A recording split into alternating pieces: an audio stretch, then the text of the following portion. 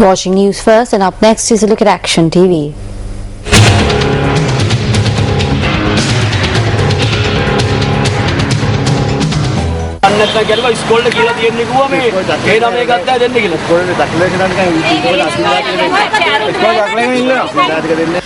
The General Secretary of the Ceylon Teachers Union today made clarifications to parents regarding the results of discussions held with the Secretary to the Ministry of Education. A representative of the Sri Lanka National Principals Association and another 5 persons were granted the opportunity today to participate in the discussions that were held this morning. The opportunity was granted while these 5 persons and other parents and children were engaged in a Satyagaha campaign opposite the ministry. The Satyagaha campaign was initiated to demand that the authorities withdraw Education Circular number 4 of 2013, which prevents students from exercising their right to transfer not only between national schools, but also between 1AB schools which come under the purview of provincial councils. Although parents have employed various mechanisms to try to have this circular withdrawn since it was issued on the 29th of April, it is only today that the Education Secretary finally met with a group of these parents.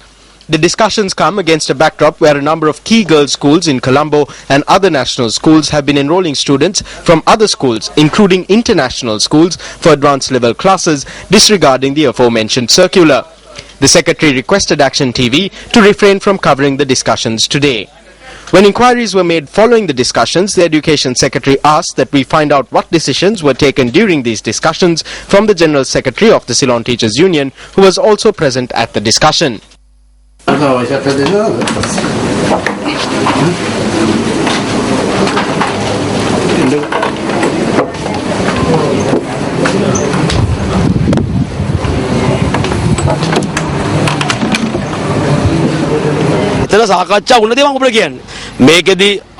I will tell you all that transpired at this discussion. The Education Secretary clearly said that there would be no problem for students who obtain 9As. He said that if they are not accepted to schools, then they should complain to the Secretary.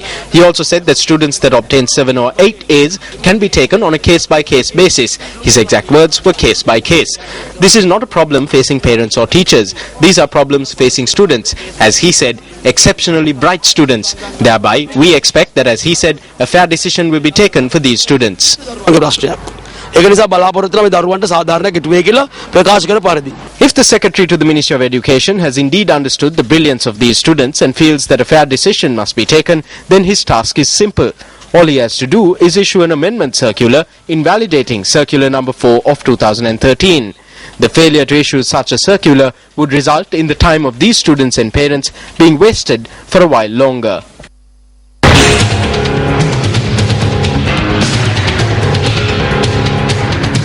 In business news tonight, Minister of Investment Promotion Lakshman Yapabewardena says that approval has been granted for a local investment project which will consist of a hotel and shopping complex in the city of Colombo. Speaking at a media briefing convened today, the minister said that the agreement for the $650 million project would be signed next week.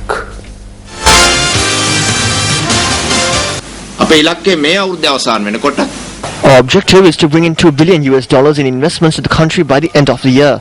We have reached that goal. Next week, we will sign a $640 million agreement with a local enterprise. In the remaining time period, if we receive another 2 or 3 projects of over $250 million, we can achieve our goal of $2 billion. Within the past 3 months, we have received $218 million in FDIs. දැනට මේ මාස 3 විතරක් dollar මිලියන 218ක FDI ඇවිල්ලා තියෙනවා.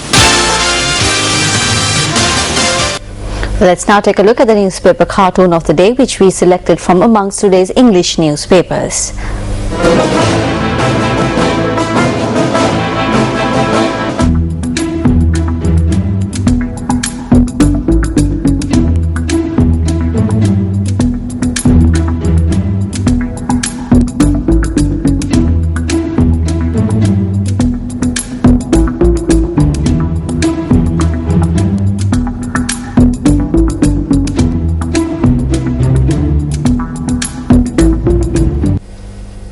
Human rights watchdog Human Rights Watch states that a new media code proposed by the Sri Lankan government contains overboard and vague language that could have a severe and chilling effect on free speech. Asia Director of Human Rights Watch, Brad Adams, points out that the government's proposed media code of ethics is part of a sustained campaign to control the media and curtail dissent. Adams reiterates that Sri Lankan journalists are already under enormous pressure not to be critical of the government, and the vagueness of this code will likely lead to greater self-censorship to avoid government retaliation. Human Rights Watch states that government-enforced codes of conduct on the media are unnecessary and invariably infringes upon the right to free expression as established under the International Covenant on Civil and Political Rights.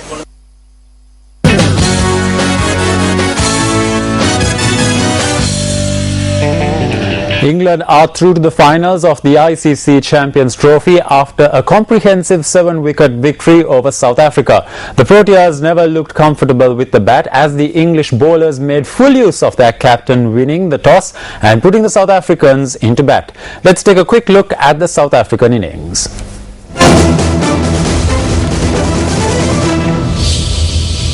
The home team won the toss and invited the Proteas to bat first. The Proteas got off to a bad start as they lost their first 2 wickets in quick succession.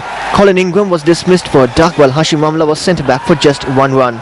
Robin Peterson, who came in next, was dismissed for 30 runs. 5 runs later, star hitter A.B. de Villiers was sent back to the dressing room for a duck. However, middle order batsman David Miller managed to stand his ground and went on to score an unbeaten 56. Prior to this, there's nobody there, nobody's going to... Miller, however, lost partners at the other end at regular intervals. South Africa were eventually bundled out for 175 runs in just 38.4 overs.